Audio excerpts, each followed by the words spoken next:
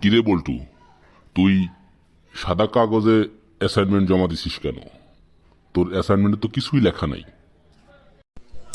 Sir, আপনি তো বলছেন সংক্ষিপ্ত আকারে ছোট করে বাদ দিয়ে সহজ সরল ভাবে লিখতে। স্যার, আমি সংক্ষিপ্ত করে লিখতে গিয়ে স্যার একদম পুরাটাই মুছে ফেলেছি স্যার।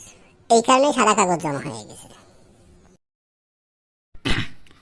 কিরে বল্টু, তুই সাদা কাগজে অ্যাসাইনমেন্ট জমা দিছিস কেন? তোর অ্যাসাইনমেন্টে তো কিছুই লেখা নাই।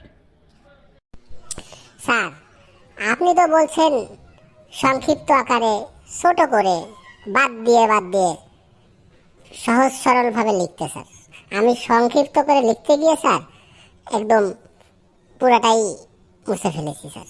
এই কারণে সাদা কাগজ জমা হয়ে গেছে।